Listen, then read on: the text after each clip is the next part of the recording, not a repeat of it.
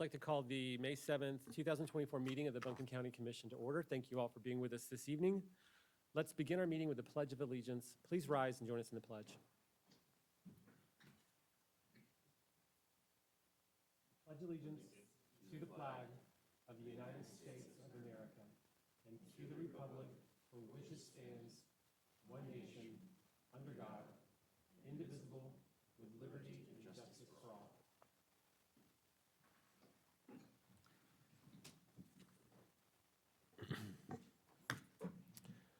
I would like to read the ethics reminder to the board. In accordance with the Code of Ethics adopted by the board, all county commissioners have a duty to obey all applicable laws regarding official actions, to uphold the integrity and independence of the office, to avoid impropriety in the exercise of official duties, to faithfully perform the duties of the office, and to conduct the affairs of the governing board in an open and public manner. Is there any item on the agenda, the outcome of which would have a direct, substantial, and readily identifiable financial impact for any board member? Does any board member have a financial interest in any public contract coming before the board today? There being none, all board members have a duty and obligation to vote on all matters voted on by the commissioners at our meeting this evening.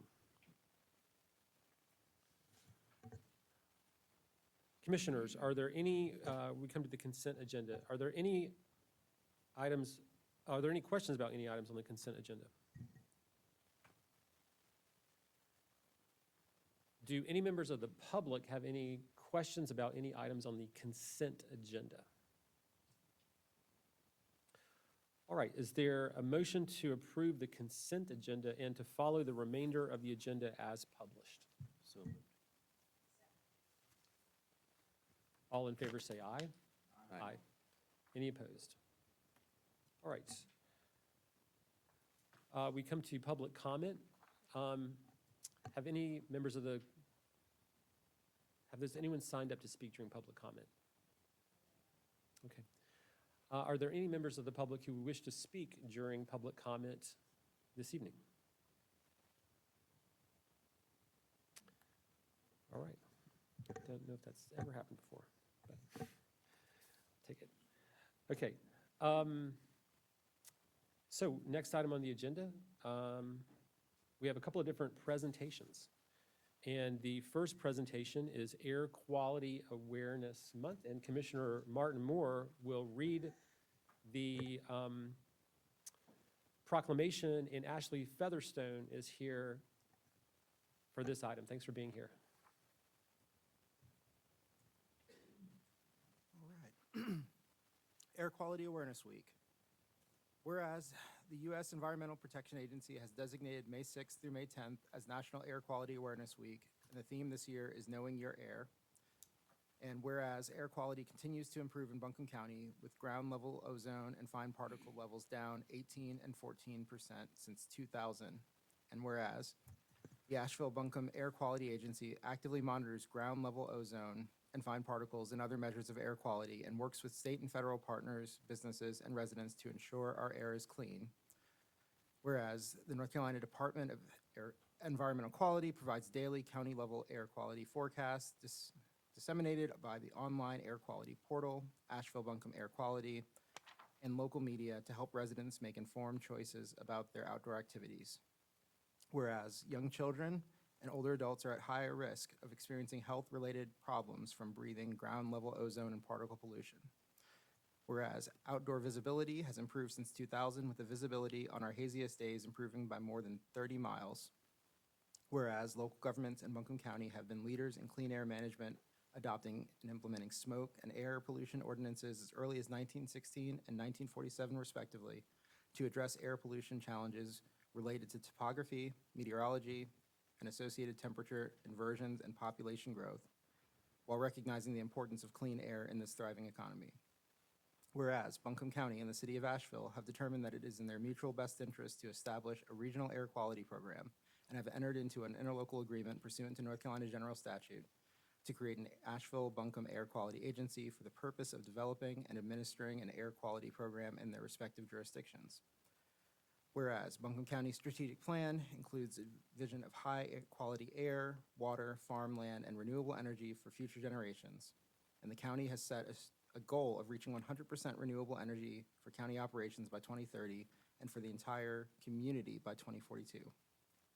Whereas Buncombe County has adopted a sustainable fleet policy and energy efficiency standards for new county buildings to reduce pollution associated with transportation and energy sources. Whereas the state continues to make progress toward reducing greenhouse gas emissions and addressing climate change as directed by executive orders. Whereas the North Carolina Department of Transportation's Clean Energy Transportation Plan will lead to further emission reductions from motor vehicles, which are the state's leading sources of air pollution and greenhouse gas emissions. Whereas Buncombe County, Asheville Buncombe Air Quality, NCDEQ, and the United States Environmental Protection Agency are supporting education and outreach efforts to encourage all residents to access and understand the Air Quality Index as a tool to protect their health and to take positive actions in their daily lives to help improve air quality in their community. Now, therefore, let it be resolved that the Buncombe County Board of Commissioners hereby proclaims May 6th through May 10th as Buncombe County Air Quality Awareness Week and encourages residents to promote air quality by taking simple steps to reduce emissions, including taking fewer car trips, taking alternative forms of transportation, replacing vehicles with more fuel-efficient and lower-emitting technologies when possible, efficiency measures at home and at work, avoiding outdoor open burning when possible, and using products that emit less volatile organic compounds. Signed, Brownie Newman, Chairman, Buncombe County Board of Commissioners.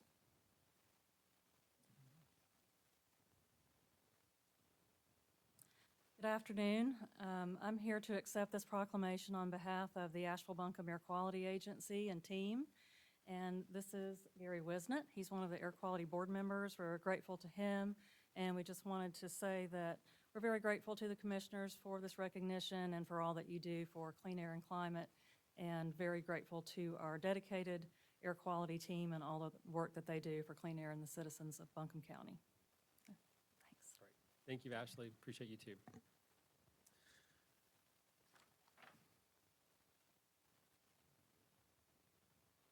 All right. The next item is recognition of Older Americans Month, and Commissioner Parker Sloan will read the proclamation. And I believe Billy Breeden and Allison Brenshoff from HHS are here to help us with this item. Thanks for being here. Hi, good evening. This is Older Americans Month. Whereas Buncombe County is home to over 78,367 older Americans over the age of 60 who contribute their time, wisdom, and experience to our community, thus benefiting the economic, social, and cultural well-being of Buncombe County. And whereas communities benefit when people of all ages, abilities, and backgrounds are welcomed, included, and supported. And whereas the Buncombe County Board of Commissioners and partner agencies recognize our need to create a community that provides the services and supports older Americans' need to thrive and live independently and safely with dignity for as long as possible. And whereas Buncombe County can work to build an even better community for our older residents by planning programs that encourage participation and promote social connections in work, civic, and community life, ensuring activities are responsive to individual needs and preferences, increasing access to services that support aging in place, preventing abuse, neglect, and exploitation, embracing the diversity of older Americans in our community, and emphasizing the positive views of aging and acknowledging that all of us are aging. Now, therefore, the Buncombe County Board of Commissioners do hereby proclaim May 2024 to be Older Americans Month, and we urge every resident to recognize the contributions of our older residents, help to create an inclusive society, and join efforts to support older Americans' choices about how they age in their communities. Signed, Brownie Newman, Chairman.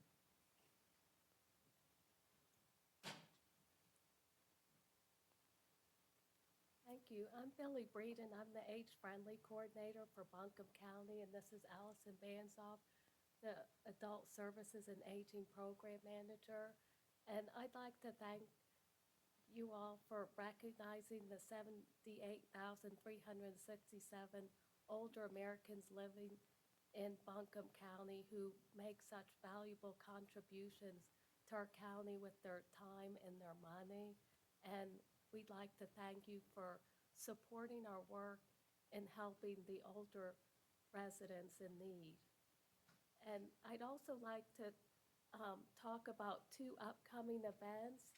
On May 23rd, Age-Friendly Buncombe County, in conjunction with Deerfield Charitable Foundation, is holding the inaugural Age-Friendly Summit Conference, and this will be at the DoubleTree Hotel, and the theme of the conference is the future of aging, and Commissioner Edwards has kindly agreed to provide the welcoming remarks, and we're going to have Deerfield Charitable Foundation as the presenting keynote speaker, talking about their work with their recent community engagement needs assessment of how to help older adults age in place, and they want to work outside their walls to support older adults aging in place. And we're also going to have sessions for geared towards older adults and caregivers, as well as aging services professionals. The registration already closed. We decided to keep it small and a capacity of 100, and it sold out within 4 days. So it clearly shows there's a need for an aging conference. And the next event coming up is the Buncombe County Elder Justice Coalition is holding its annual World Elder Abuse Awareness Day Walk on Thursday, June 13th at Carrier Park. And Holly Jones from the North Carolina Department of Justice will be our keynote speaker, and there'll be a walk and entertainment and information about elder abuse, and vendors that will give information about elder abuse as well. Thank you. All right, thank you so much. Appreciate you.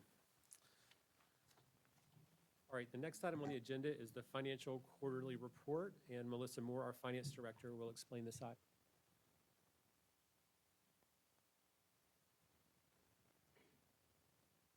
Hi, good evening.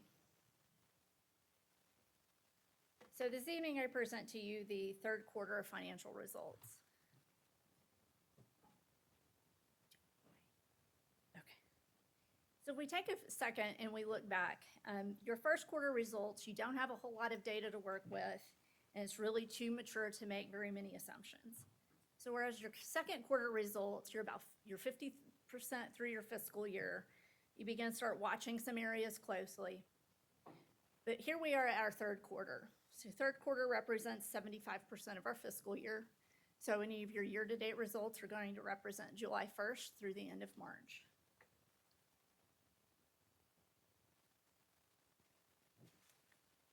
So this evening I'll cover our primary operating funds, which is general fund and our solid waste fund. We'll review our county's capital projects, and I'll provide you the results of our third quarter investments. Any additional information that you're interested in seeing is provided in the third quarter financial report that's provided to you. So as we look at the revenue for our general fund, year-to-date revenue through the end of the third quarter was $343.8 million. We look at that compared to our annual budget, the appropriated amended budget of $436.8 million. This includes $24.6 million of appropriated fund balance. So if we exclude that appropriated fund balance, that budgeted revenue would be $412.2 million. So when we compare that, our actuals year-to-date to budget, that is against the total amended budget of $436. So it shows that we've collected 83% of our budgeted revenue. So looking a little bit closer at our property tax revenue. So property tax through the end of the third quarter has collected 98% of the budgeted amount. That total amount of $248.9 million year-to-date represents 72% of our total revenue collected. Looking at our sales tax, again, sales tax lags by 3 months. So the sales tax reported here represents 50% of the total collection period. So through that period, we're still lagging at about 2% lower. So we've received about 48% compared to the 50%. We are anticipating to be a little bit shy of our total sales tax revenue budgeted.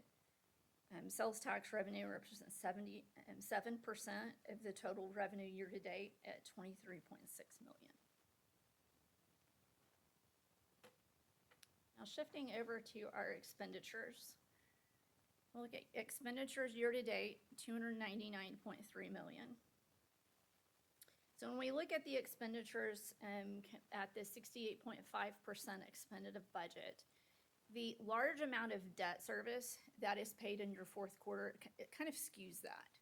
So if we were to kind of what I would consider like normalized data, meaning kind of back out that large $17 million of debt service that's going to be paid in the fourth quarter, to kind of really get a sense for how are we progressing on our expenditures, you'd be at about 72% of budget expended.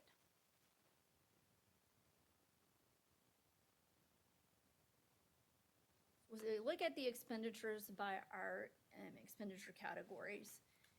We'll look at your comparison of 8.7% increase over prior year. And where that's really important is on the revenue slide, the revenues compared to prior year have only increased at 3%, whereas our expenditures have increased at 8.7%. So as we look at our salaries are $129.5 million year-to-date. That's 42% year-to-date of total expenditures. Also represents 70.5% of the budgeted salaries and benefits. Under program and support, 106.4 has been expended year-to-date. That is 36% of total year-to-date expenditures. For that category, that is 73% of their budget. Now if we shift over to our solid waste fund, solid waste fund's revenues year-to-date are $9.5 million. That is 78% of the annual budget, and it's also an increase of 13.7% increase over prior year. As a reminder, that increase is driven due to the fee adjustments to our solid waste fees. Looking at our expenditures, year-to-date expenditures are $8.4 million. This is 52.8% of the annual budgeted expenditures. It's a 17.2% increase over prior year. We're seeing a lower spend rate as we progress through our fiscal year due to lower maintenance and repair costs. Also, we've been able to realize some savings on our professional services. Now looking at the county's capital projects, I've taken the life-to-date budget column and I've broken that down into the years in which that cash is anticipated to be spent. So we're looking at a life-to-date budget of all the projects that have been approved of $143.8 million. Life-to-date, including the prior years, we have spent $49.1 million. So far, year-to-date, we've spent just under $10 million. This represents 34%, a little over 34% of the total life-to-date budget. And we are seeing an increase over prior year. Some of the main projects that we are making great progress on are with our solar projects, our fleet and general services complex, parking lot improvements around the county, as well as repairs to our detention center.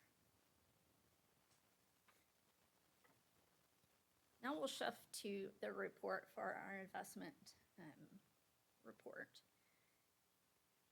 Lots of different data here. Some of that is a part of what's required to report out in our investment policy. Some of the key areas here that I like to highlight are the interest income. So it's an exciting time because short-term interest rates are still pretty high. So our income year-to-date is $9.8 million. Keep in mind that's across all funds. So just for your general fund through the end of the third quarter, your interest earnings were $7.5 million. We look at a couple of different columns here. The NC CMT, NC IP, and NC class. Those are all three different, what we call pool accounts. So those are all earning interest at these short-term interest rates. Right now, your interest rates for those are quite high. All earning a little over 5%, and we'll see that detail in the next slide. The total amount, that's some of that very last row there, assets under management. But the total amount in our pool accounts is $289.4 million. So as you look at the small table on your right side, you'll see that a percentage of investments to cash is 92%. If you remember on our Q2 report, that amount was 42%. Part of that is due to the timing of receiving a large portion of our cash from our property tax peak in our December timeframe. And at that time, it was still sitting in our depository, which would be cash and not considered an investment.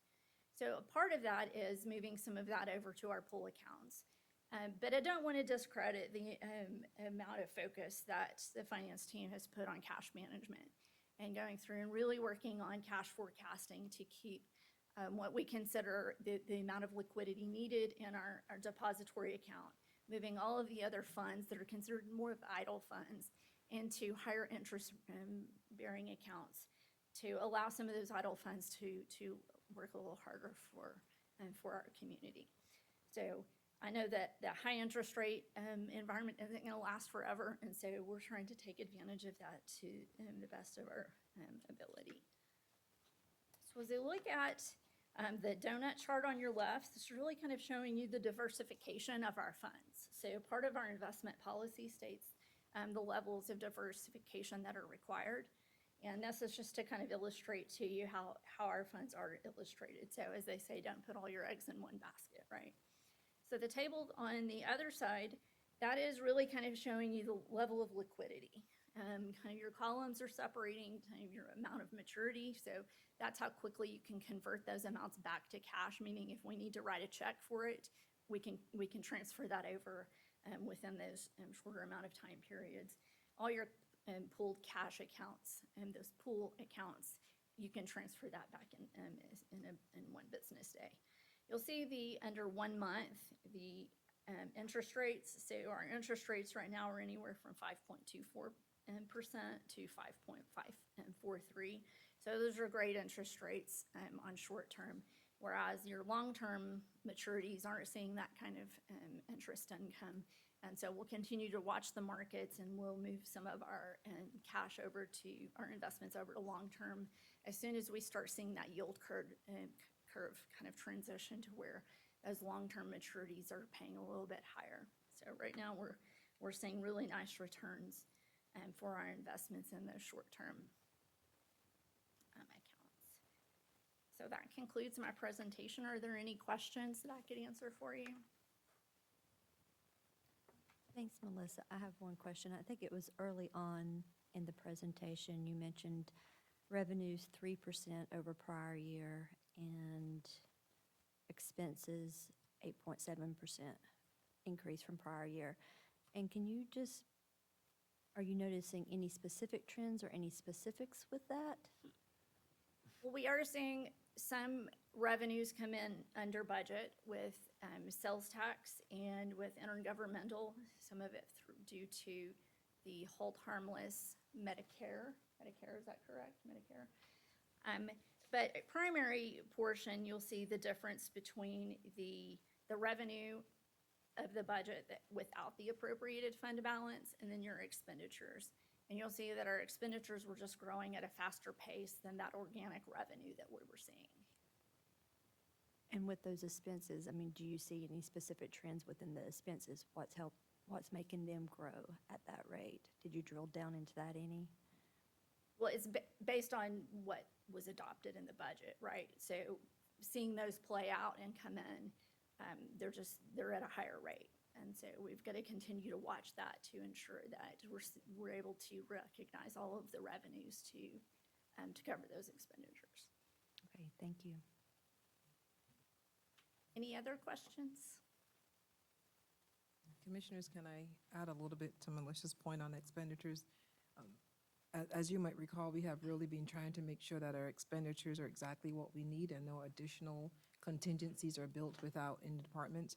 So what you're seeing is that we are spending exactly what was authorized or approved in the budget, and there's no extra left over because there's no more contingencies built in. So when you're seeing that growth in expenditure spend, it's because it's exactly what we were hoping to be at this point in time in the year.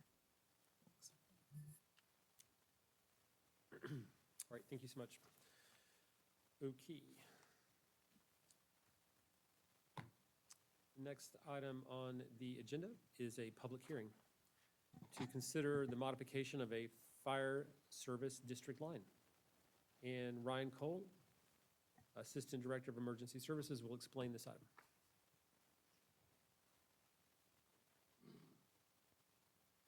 Good afternoon, Commissioners, Chairman, Ms. Pender. We have a modification of the fire districts. This is concerning Woodfin and Rims Creek Fire District. We have 4 parcels of land that will be making a modification here that is an area that is outside of the 5-mile district of Rims Creek, but within the 5-mile district of Woodfin. So it will allow for a more expedient response and improve insurance for those. As we previously discussed, the Fire Insurance District provides that information as far as the insurance coverage for that, for insurance companies to be able to provide those policies for that. We have 19 fire departments that cover 21 fire districts that are in the area. And as we have areas within the county that become subdivided and developed, that makes modifications within that. In September of '23, the Fire Marshal's Office was contacted from some of these residents that was affected by this, and they worked out a bridge through response for that. However, those insurance companies are requiring that that bridge be solidified through the resolution that you're going to be looking at this evening. Within the rated district, again, this will provide that response within the 5-mile district. Outside of a 6-mile district is a non-rated department, and outside of the 5-mile is only eligible for a 9S rating, which is the highest rating without being unrated. And so that will allow the homeowners to receive the most appropriate. In this picture, you will see the Rims Creek Fire District is in the yellow, where the Woodfin Fire District is in the green. And you see some of the parcels that are right on the edge of the development that used to be one continuous parcel of land is now being subdivided out. And you see those 4 parcels that are being affected by that would go into the Woodfin Fire District. And I believe it's just under 4.5 miles to Woodfin and just over 6 to Rims Creek, because you can't get there from here. That's what happens when we're in the mountains. Sometimes you just can't get there from here. With that, there'll also be a little bit of a modification in the amount that the properties are being paid due to the rates that are being supplied by each of the departments. Rims Creek will be reduced by $6,853, where Woodfin will increase by $4,816 in revenue. The homeowners should maintain or see a reduction in their insurance based off of what the companies had done previously, and might see a slight modification in their fire tax as well. Upon approval with the resolution of the district insurance lines, we will make notification of the affected fire districts. The North Carolina Department of Insurance, Office of State Fire Marshal, who holds this information for us within the state, and who also puts that out, publishes that to the Insurance Service Office, which is what the insurance companies utilize. We will make notification to the property owners and the Buncombe County Tax Assessor's Office. You have any questions, comments? I don't think so. Do we need to hold a public hearing on this item? Thank you. Let's do it. I'll open the public hearing at 5:47 PM. Are there any members of the public who wish to comment on the proposed line adjustment? All right, I'll close the public hearing at 5:48 PM. Commissioners, is there a motion on this item? Move that we approve the resolution. Second. All in favor say aye. Aye. Any opposed? All right. Ms. Pender, County Manager's reports. I just have two quick items this afternoon, sir. I'm looking at the screen because there will be a slight presentation, just one slide. And that slide is, as you know, we've started to refresh our five-year strategic plan. A large part of that plan is to hear from our community. So instead of asking them to come to a meeting for us, we're going where they are, where they're already gathering. So as you'll see, tomorrow, May 8th, is our first one, with, at Kuntz Intermediate School. And it's meeting with our Parks and Recreation Greenways and Trails Community Meeting. Then on Thursday, next week, and it'll be on Saturday at Big Ivy. Thursday is a virtual link. So we're hoping that we will send that link out and folks can join from at home. They don't have to come to our meeting. So next Thursday, the 16th at 11 will be a virtual meeting. On Saturday, it will be at Big Ivy Community Center. And this list, there's a QR code that folks can scan and get more details of where we'll be meeting. But throughout the month of May, we'll be at various locations in our community, working to get input from our community on their priorities and what they see as the priorities and the trends for the next 5 years in Buncombe County. And my next item, I will ask Taylor Jones if he can just give a brief update. This past weekend, the state office asked if we can deploy our USAR team, our urban search and rescue team, to the floods in Texas. So we've had a team in Buncombe County in Texas helping with a rescue, and Taylor can give a quick update on what they're seeing and how they're doing. So, good afternoon, Commissioners, Chairman Newman, and Ms. Pender. So, as Ms. Pender spoke to, we got a call from the State Emergency Management Division Friday afternoon late, asking us to help Texas with the flooding. At the time, they were just experiencing kind of moderate flooding, but had a prediction of huge weather fronts coming in. So Saturday morning, we deployed 19 members of our Swiftwater Rescue Team that's part of the Buncombe County team. So half of those folks, 9 of them, are from the Asheville Fire Department, and then the rest of the team is made up of Buncombe County Fire Departments and Emergency Services. Skyland Fire Department committed folks, West Buncombe committed folks, and let's see, we also had the fire departments was also supported by the State Emergency Management Division to also support during this mission. So they've been there now since Saturday morning. They drove in and started doing rescues. They got about 4 hours of bunk time when they first got there after a 14-hour-and-a-half drive, and really hit it hard with a lot of evacuations, rescues. They had a heavy day yesterday, the day before yesterday, with a lot of rescues over in the Orange County area. They were initially staged at College Station and kind of working that whole southeast area. So I want to applaud these men and women for the hard work that they do. It was just back in July when they went to Vermont. You know, they're really, you know, making Buncombe County look good, but also building resilience in our own community, because as we know from past floods and Tropical Storm Fred, we have these issues too, and we get support from other agencies when we're in that need. All these costs are fully reimbursed by FEMA and the state that's requesting the service through the EMAC response. So it's just a good opportunity for us to give back to our country and to serve others during desperate, you know, disaster times. And I want to thank y'all for y'all's continued support of our team and allowing them to do the training and be engaged in this service. And do y'all have any questions? I don't think so. Thank y'all. Thank you, Taylor. Appreciate you and your team. Thanks, sir. Okay. All right, we have no items under old business, so come to new business. The first item is a first reading on the proposed solid waste franchise agreement, and Dane Peterson, Solid Waste Director, will explain this item.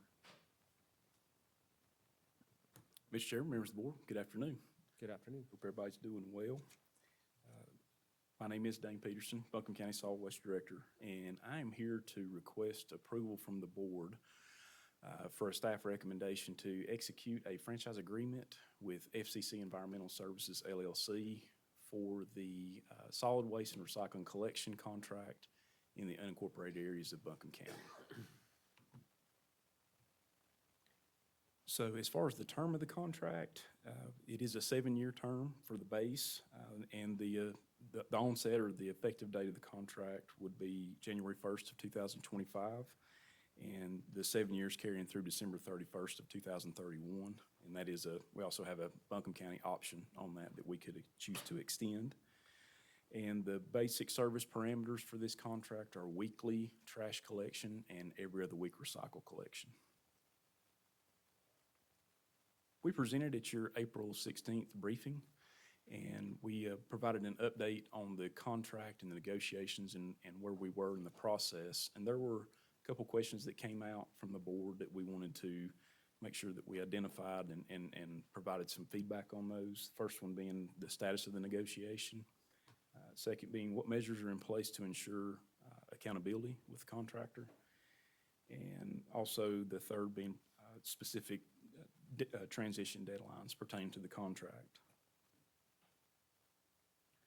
So regarding the status of negotiation, we began the process to solicit this contract and really cast a net there on January 3rd when the RFP was issued.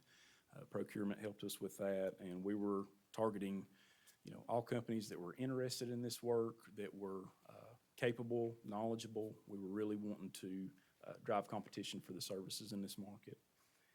We did include a mandatory pre-bid conference where companies that were interested in this work came. We tried to provide some detailed information on the contract parameters, specific to this market, and then there was a healthy amount of Q&A before, during the pre-bid, and then after. I think there was over 100 formal questions that staff worked to address. So a lot of interest in participation there in the pre-bid. So we did receive 2 applications to the RFP, one from FCC, one from Waste Pro. We structured a evaluation committee that was made up of Buncombe County staff as well as a couple representatives that were outside of Buncombe County staff.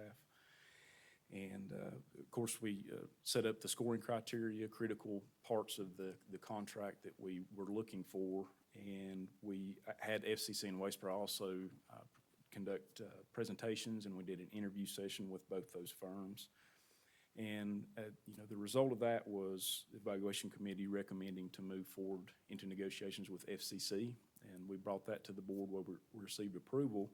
And we've been working diligently on that. We were actually through that process. We began negotiations on March 20th, and there was a good back and forth with FCC. We came to the table. There was a lot of conversation. Obviously, the target was to get the highest quality services at the best price that we could get for our citizens.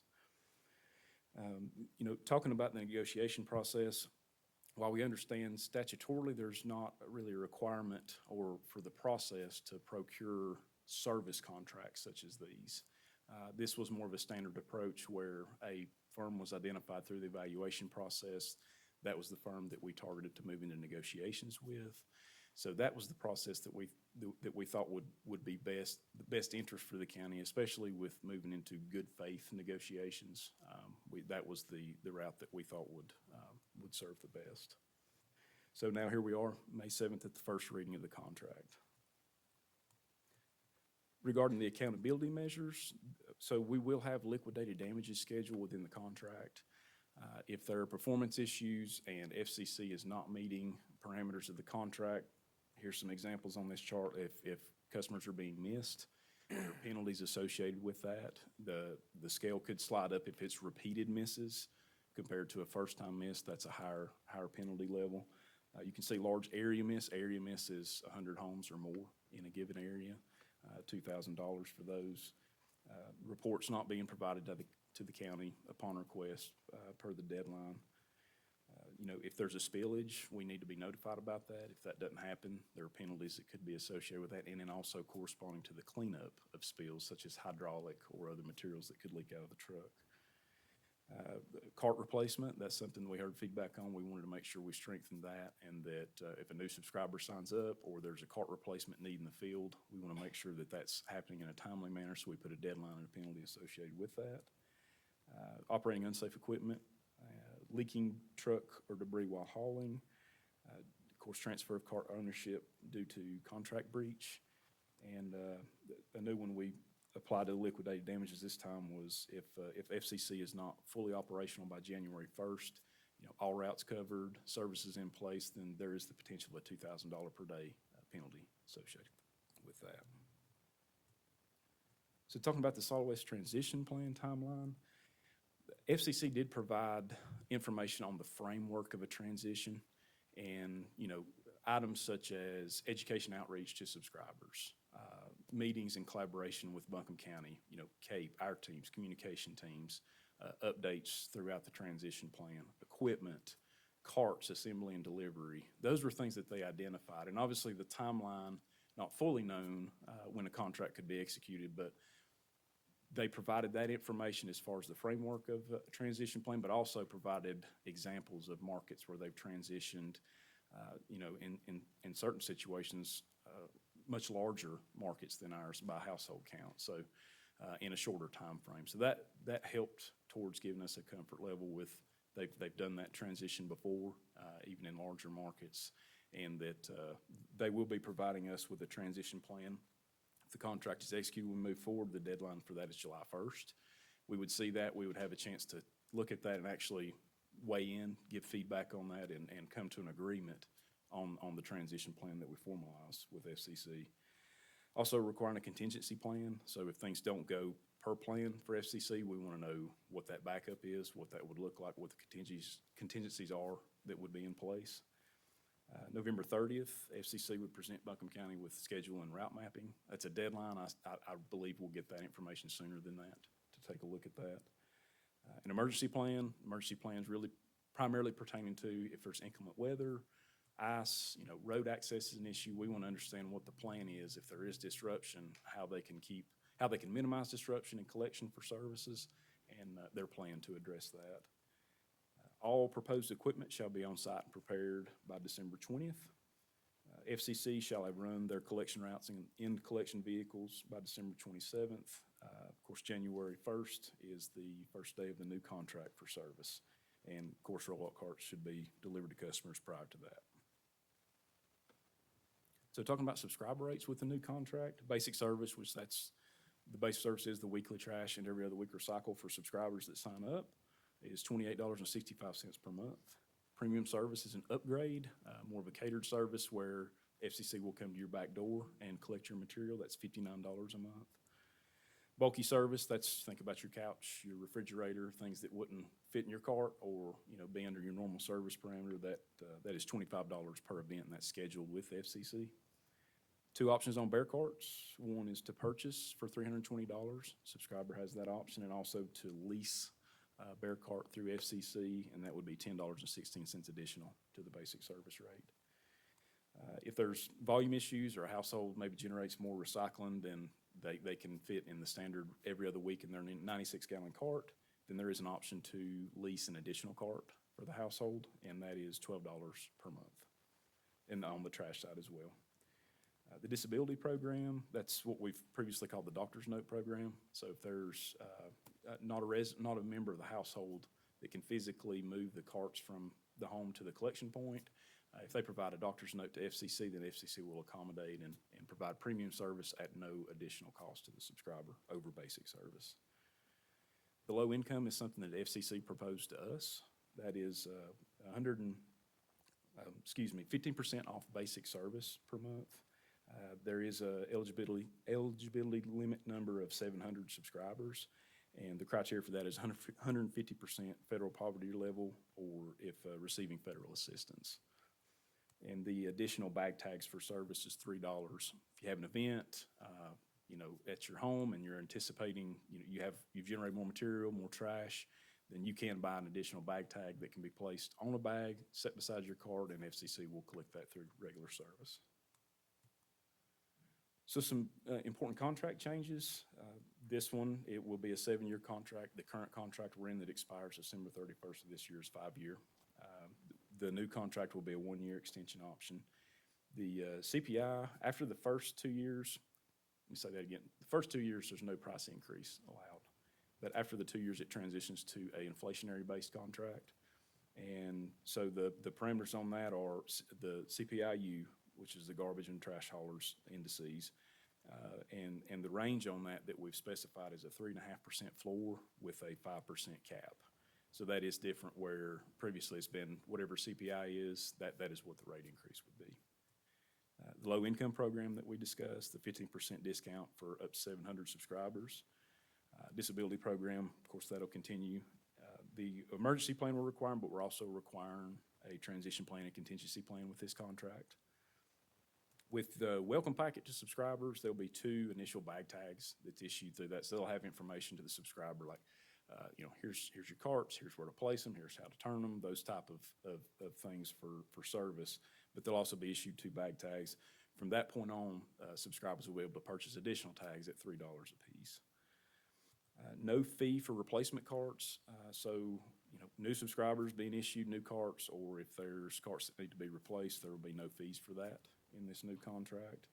And of course, we talked about the additional liquidated damage lines that we've added to the accountability metrics, spillages, leakages, not supplying requested reports, operating unsafe equipment, and failure to meet the contract start deadlines.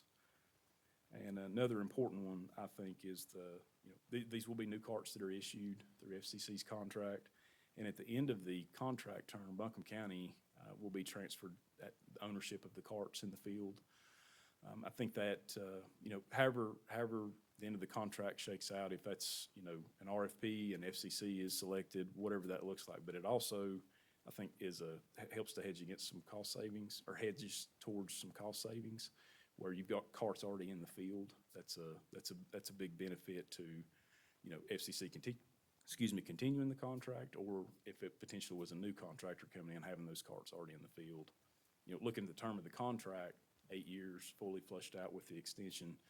Most of the vendors have at least a 10-year warranty on those, so that would leave 2 years of remaining warranty on those carts. So again, that is the staff recommendation you have before you, Commissioners. The approval of the solid waste franchise contract with FCC Environmental LLC. And as a reminder, if this is approved this evening, second reading will be targeted for May 21st to make this agreement effective. And I'm happy to try to answer any questions you might have. Thank you, Dane. Commissioners, any questions? Yeah, I have one. Yes, sir. Considering what the supply chain, the problems we're having now, are they going to be able to get all the equipment in time? It's a good question, Commissioner. Our communications with FCC is there's a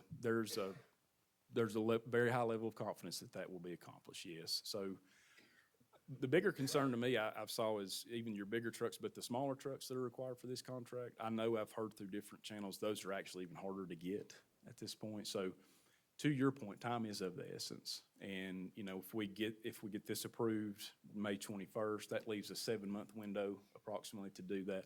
I think FCC has a comfort level with that, and I do as well with what they've communicated, with their letters of commitment from the manufacturers that they included in their proposal packet. So we do have that, but that's a great question.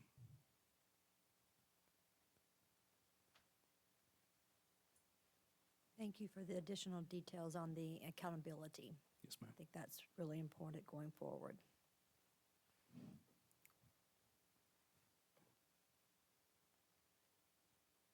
You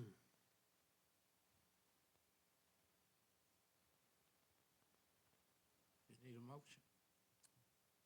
Motion is appropriate. I move that we approve the first reading for the new contract with FCC. Yes, sir. All right, we have a motion and second. Further discussion?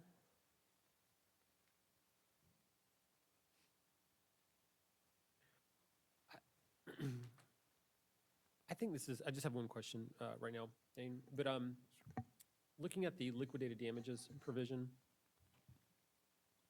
and I'm looking at the actual language in the ordinance itself, the contract itself, So it talks about, the lowest level of violation would be 1 to 10 valid misses during any one calendar month. If that occurs, that's $200 per valid miss. Then the next level is 11 to 20 valid misses during any one calendar month. That's $300 per valid miss. Yes, sir. And then it goes to 21 or more, and then 200 or more. So I just want to make sure I'm interpreting that in the way it's intended. So for example, because things happen, right? It's just, it's a big county, like it's just going to happen sometimes. So if there's one, let's say there's one route that's being run, and for whatever reason, there's 8 misses of households on that route, and then there's another route in a different part of the county, and there's, let's say there's 8 there too, so 16 have happened. So when we talk about a valid miss, that's like one household, right? And whether that's one truck missing one household on a route or one truck and crew missing a whole bunch on a part of a route, it's basically each miss is the individual household that got missed, not like the event of missing. It's basically each household is one miss. Is that the way that should be interpreted? Yes, that is correct, Commissioner. Okay. Yes, sir, Chairman. And so on a countywide basis during a given month, if there's only 1 to 10 misses in the entire county in that month, the maximum penalty would be $200.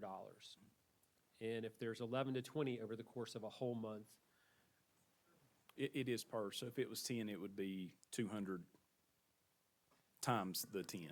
okay, well, thank you. That's exactly kind of what I Yes. wanted to sort of understand. So if there's, let's just say there's 5 misses in the county during 1 month, that would be 5 times 200. Correct. And if that's the first time that we've recorded a miss at that would be the perimeter. But there's also, if it's been a repeat miss, that scale goes up as well, so. All right, well, thank you, because that's very different, right? The stick is a stronger stick. Let me ask you this, when you think about, these kind of relationships are partnerships, right? But we also, do have to have accountability. And of course, this is one of those areas where, as commissioners, sometimes people call us and say, hey, something need to get picked up, and staff are great about then following up on these things. But is it the intention of the way the staff think about this, that if there are misses, these liquidated damages are pretty automatic, right? It's like it happened, this is the penalty. Or do you think about it more as this is a set of options the staff have to bring out if things are not going well, and like we need to, so I just want to kind of understand, to kind of set expectations correctly. Is this thought of as sort of automatic? Or is it more of like, this is a tool that the staff have that we can use, but there's some discretion in there, and so just how do you think about this? Absolutely. I think it's a tool. It would not be automatic. There are situations we understand, and part of the requirement is too, when we get a call or a complaint comes through different channels, that's on the hauler to investigate the miss.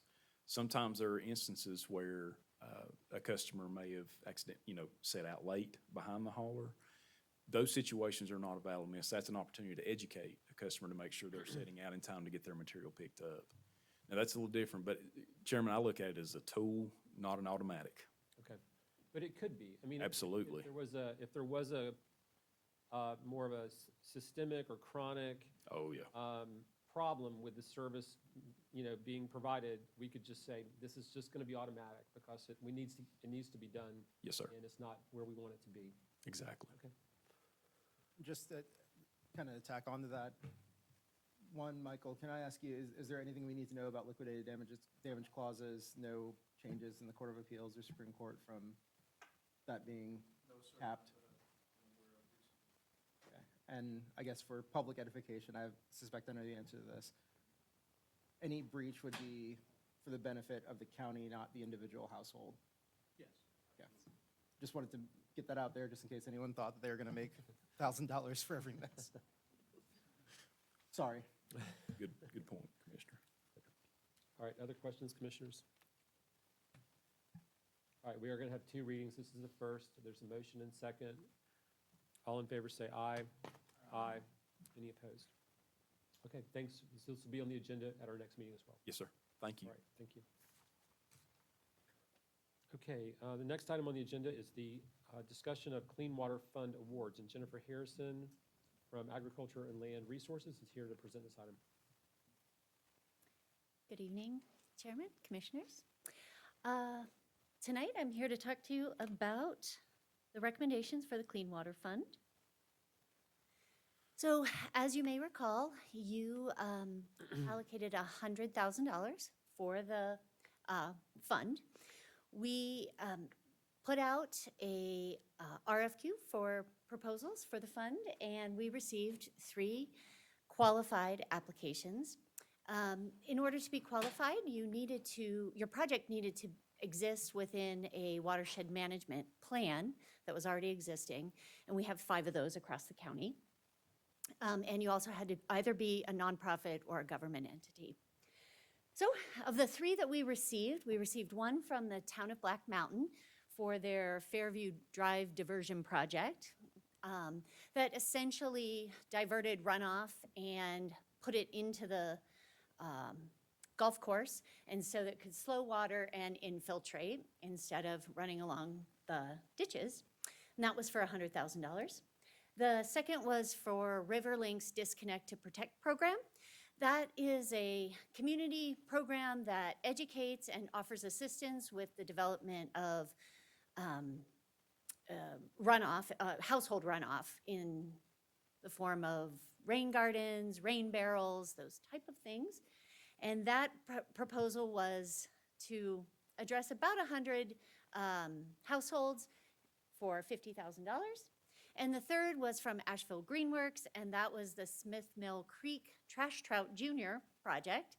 The proposal was to place a trash trout on Smith Mill Creek. If you're not familiar with where that is, it's kind of parallels Patton Avenue, runs by the Sam's Club before it empties into the French Broad River, and they were proposing to put a trash trout close to the confluence, and that was $35,000.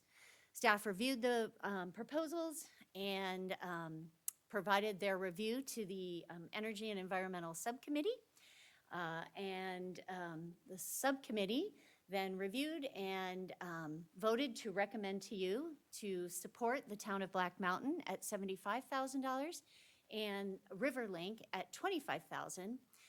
And just to clarify, we have communicated with the town of Black Mountain, and they believe they would be able to do the project at the reduced cost.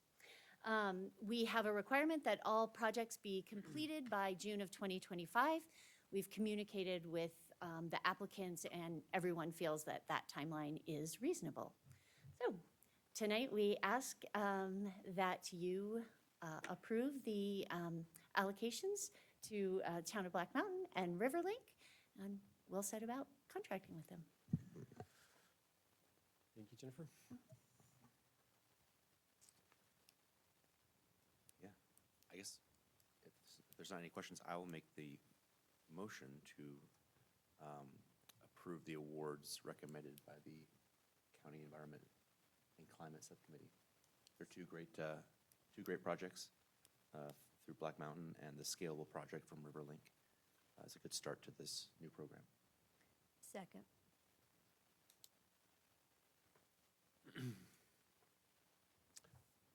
All in favor say aye. Aye. Any opposed? All right, thanks, Jennifer. Okie dokie. Next item is the cryptocurrency mining moratorium, consideration of a 1-year extension. Nate Pennington, Planning Director, is here on this item. Good afternoon, Chair, Commissioners. Wanted to provide to you an update tonight. This is actually a request for a moratorium extension. About a year ago, we reviewed this matter, and you all unanimously passed a 1-year moratorium. We came right off the cusp of having passed the comprehensive plan. It's still a relatively new industry. I wanted to go over some additional findings. There's a couple things in the statute that require, if you do consider moratorium extension, that we do make some additional findings. As I mentioned, it's still relatively new industry, and by that I mean regulations come in different forms. U.S. Congress is still wrestling over how exactly to regulate the industry itself. There's a patchwork quilt of regulations across all 50 U.S. states. We, however, are looking at it from a land use perspective, the actual cryptocurrency mining operation itself. Economic conditions have changed, they've varied widely. Cryptocurrencies are subject to extreme market fluctuations, and these fluctuations are wildly speculative. When prices spike, so too does the competition for more mining operations, the ones that actually engage in the mining operations themselves. So the largest being Bitcoin, Ethereum is the second one.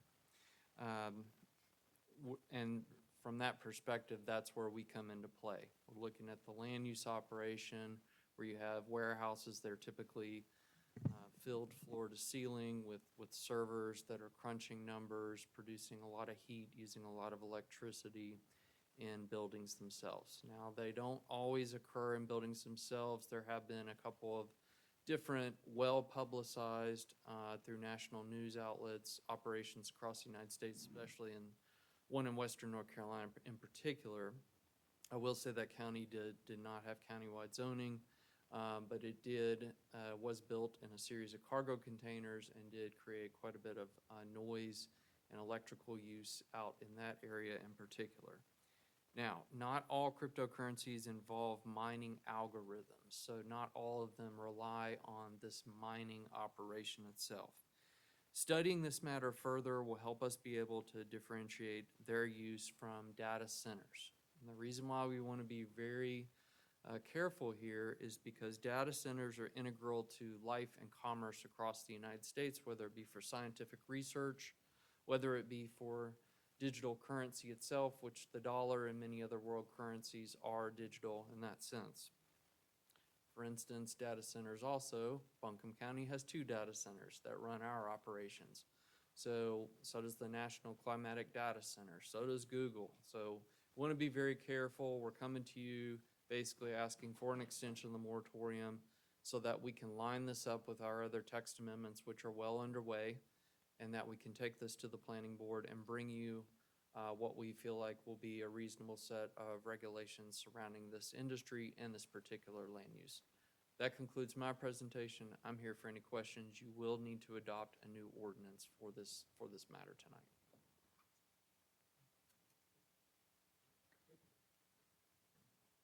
Well, I'll just share that I think it's wise that we want to research anything that we're about to do and make sure that we think carefully before any recommendations are made. So I appreciate your due diligence with that. I'll make a motion, if that's appropriate, to adopt the ordinance as written to extend the moratorium.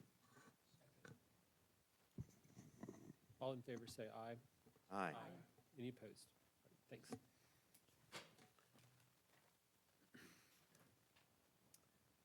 The next item is consideration of Fund 327 Barnardsville Bridge Replacement Grant. And Jennifer Harrison will help us out. Me again. So, good evening. We're going to talk tonight about Barnardsville. You have heard about this project in the past, so we'll do some review and some new information to share. I want to also mention that I've been working on this project with great partnership with Tim Love and E.B. Otterstall, who are here with us tonight. They're helping champion the NCDOT side of it, and I'm helping to keep the stream restoration side on track. So tonight we'll just do some review. I want to make sure you understand the different funding sources that we have. We'll give you an update on where everything stands, and then we do have some asks at the end. So just to remind you, this project happens in Barnardsville, and at the top of the picture, I don't have a way to point, but is 197. We're looking at Ivy Creek, and as you can see from 2010 to 2023, we've had Ivy Creek move significantly. That's driven in part by Tropical Storm Fred, but also through just various flooding and heavy storm events. Towards the left of the picture, you'll see Paint Fork Bridge, and that's the bridge that we'll be talking about. So zooming out a little bit, part of the reason this project is so important is because Paint Fork Bridge is the main access point to get to not only Ohio Electric, but Barnardsville Elementary. And so that's the way emergency services would access should we need them. And so the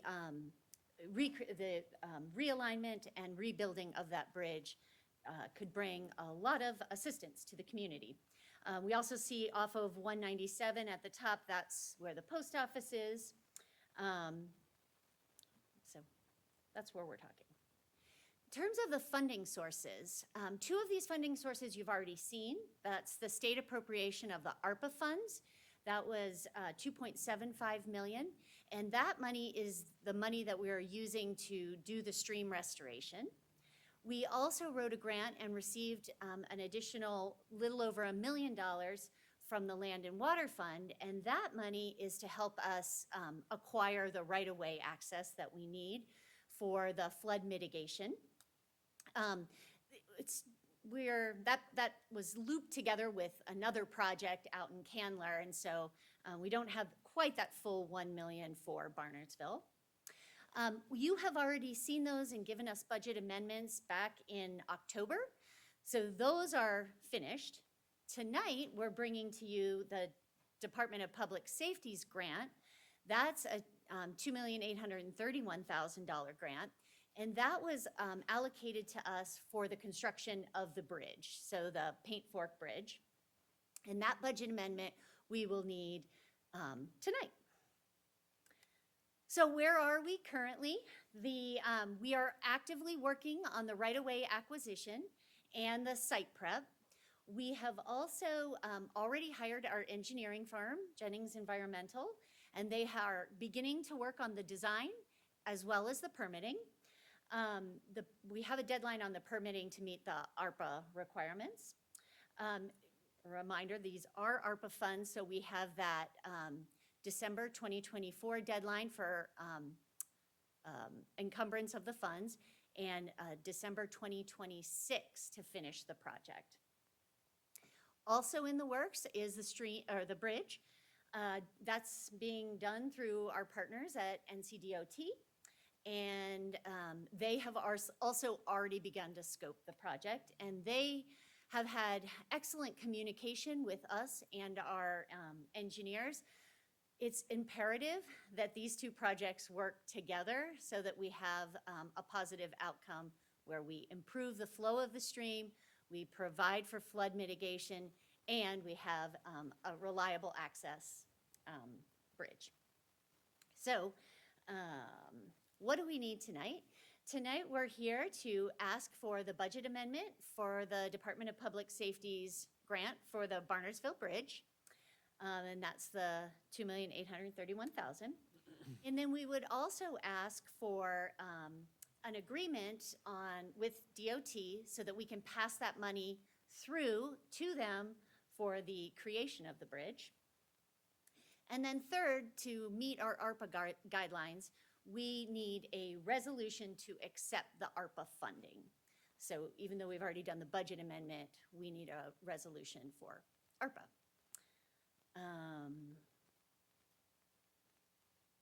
I mean, I've already given you the process here. We've already done the RFQ, we've already hired our engineers, we're securing the right-of-way. So there's the action. Well, the people of Barnesville are very excited about this project and it being completed. I just wanted to check, did you say December 2026 is the expected completion date of everything? Of the stream restoration piece. And we do know that the bridge and the stream restoration will not happen, they will happen design-wise in conjunction, but because of the permitting process with No-Rise and our FEMA counterpart to show what the change in the stream will be, The stream restoration has to happen before the permits will be issued for the bridge to be constructed, although the design will happen together. So the bridge completion is still a ways out. Thanks for that clarification. You have a question? Go ahead. I'd have two. Go. No, go ahead. I was just going to Okay. make a motion, so you go ahead. Okay. Just two questions. You alluded to flood mitigation improvements, measures. I guess, can you just expand on that?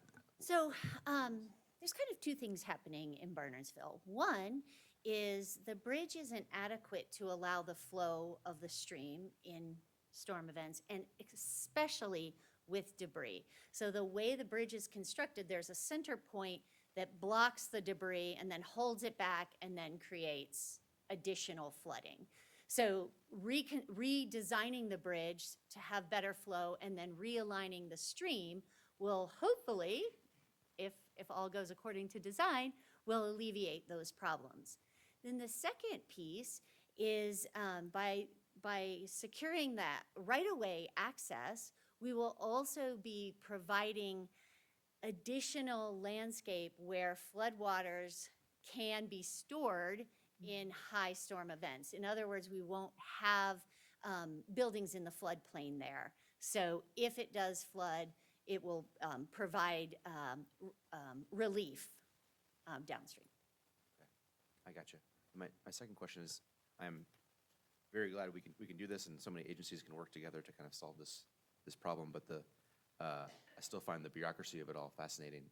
I guess why there's a state DOT bridge that's in some way contributing to a problem or causing a problem that's getting worse, however you want to view it. Why is there a need for Department of Public Safety money to fix that physical infrastructure as opposed to DOT money? And maybe this isn't a question for you, but That's a great gonna pose it question. anyway. I don't know the answer, and Tim, I don't know if you know the answer. Because it's a bridge, it's not. I'll jump in to say there isn't a great reason other than funds have been allocated for DPS, and DPS does provide some support for us during flooding events and things like that. So the pot of money, it's not totally misplaced by any means, but it's the grant source in this case, so. Okay, I'll take it. Thank you. As we will, so. Michael, can I do this motion as one motion, or do I need to do it as separate? It's set up as three, but if you make one motion to do X, Y, and Z. Okay. I'll make a motion to approve the budget amendment for the Barnesville Bridge Replacement Grant, approve the agreement with DOT for the pass-through funding, and adopt a resolution to receive ARPA funding. Second. All in favor say aye. Aye. Any opposed? All right, thank you. Thank you. The next item is consideration of an increase in revenue and expenses transfer for ambulance and Fund ISF 100. John Hudson will present this item. Good evening.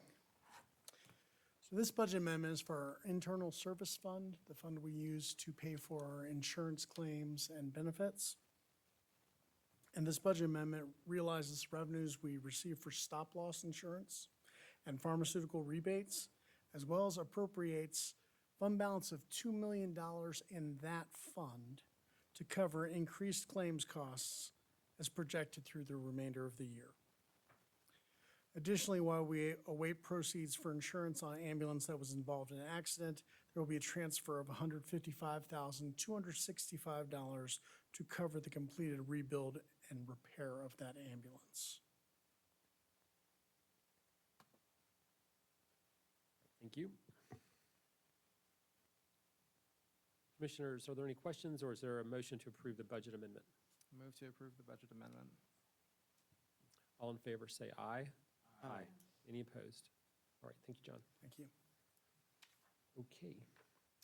The next item is consideration of a resolution for support of a sustainable procurement policy for Buncombe County government. And Jeremiah Leroy from our Sustainability Office is here to provide some more information. Good evening, Chairman Newman and Commissioners. Great to be here. We already have some amazing policies and resolutions that you guys have shepherded through that are doing a lot of a lot of good in the community. Our sustainable fleet policy, our lead building policy. This really dovetails and sort of adds additional layers to some of the work that we're already doing. This item is brought to you via the Energy and Environment Subcommittee.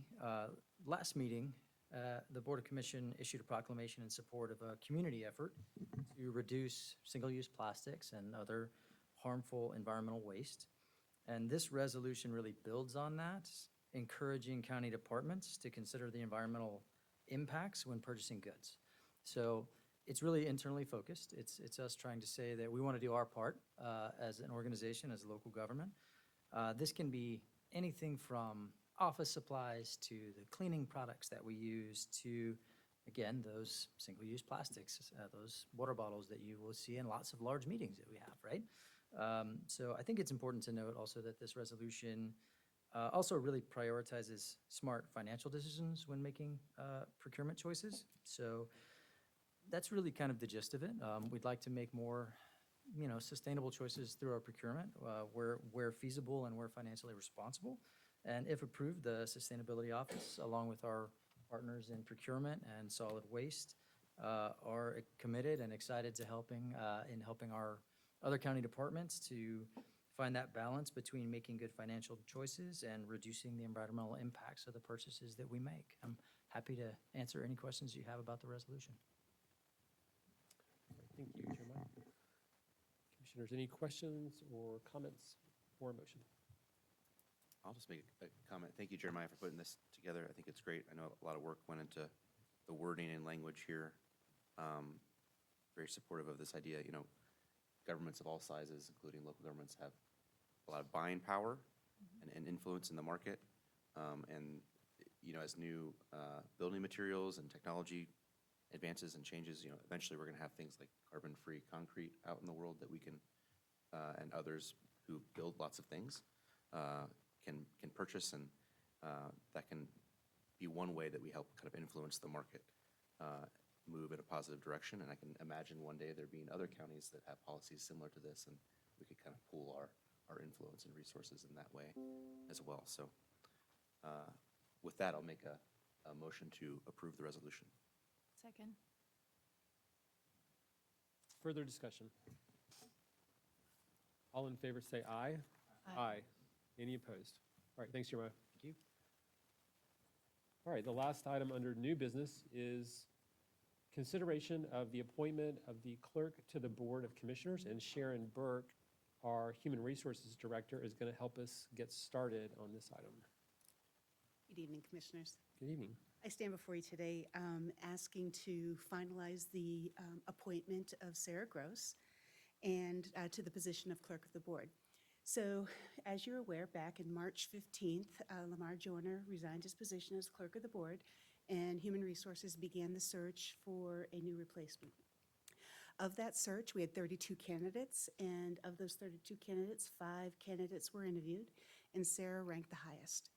Sarah comes to us with a master's degree in public administration, as well as she is certified as a municipal clerk.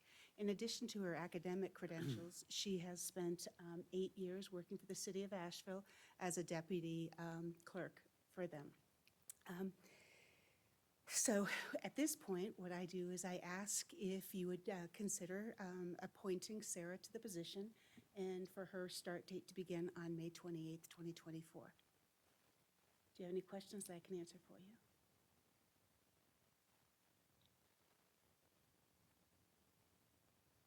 Then I'll move that we approve Sarah Gross to serve as the clerk to the Board of Buncombe County. Second. All right, we have a motion and second. Further discussion? All in favor say aye. Aye. Any opposed? All right, great. Sarah, thank you so much for your interest in the job. We really look forward to working with you. We appreciate all the folks who applied. There were a lot of really talented folks in the mix of the applicants for this position. So, but we're really glad to have you with Buncombe County. So thank you for stepping forward, and we look forward to working with you. Of course, thank you all. I just want to say it's an absolute honor. to be appointed and to work with the commission, but also to continue serving in our community. Great, thank you so much.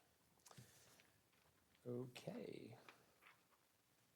All right, commissioners, we have some board appointments to take a look at. The first, under Early Childhood Education and Development Fund, there is one reappointment. Move that we reappoint Carol Steen. All in favor, say aye. Aye. Any opposed? On Strategic Partnership Grants Committee, there's two reappointments. I move to approve that we reappoint Kathy Kaiser Ray and Ray Hemantandra.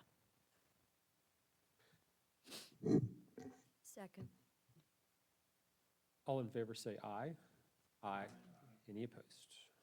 On the Ag Advisory Board for Farmland Preservation, there's one appointment. Make a motion that we appoint Erica Boyd to serve on the Farmland Preservation Advisory Board.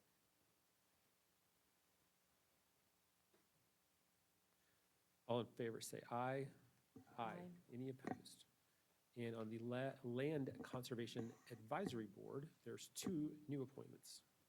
I make a motion that we appoint Stag Newman and Lang Hornthal to serve on the Land Conservation Advisory Board. Second.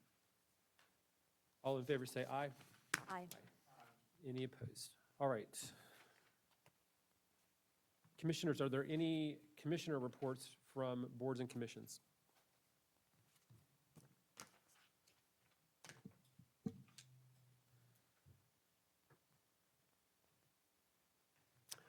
That. Mhm. Sure. Okay, that's fine. We have some announcements to make. On May 9th at 9 a.m., the commissioners will hold their board budget work session at 200 College Street, first floor conference room in downtown Asheville, 200 College Street. May 21st at 3 p.m., the commissioners will hold a briefing meeting at 200 College Street, room 326 in downtown Asheville. May 21st at 5 p.m., the commissioners will hold a regular meeting at 200 College Street, room 326 in downtown Asheville. We do have a need for a closed session. Mr. Frew, would you explain the purpose or purposes? Yes, sir. Mr. Chairman, Commissioners, we need a motion to go into closed session pursuant to General Statute 143-31811A3 to discuss two legal matters with an employee of the county who's an attorney, and just need the direction of the board as to proceed or not with two matters that may involve new litigation. And I just need direction from the board. Very well. Move that we go in the closed session. All in favor, say aye. Aye. Any opposed? All right, thank you. And when we are finished with a closed session, we will simply adjourn the meeting and not conduct any further business this evening.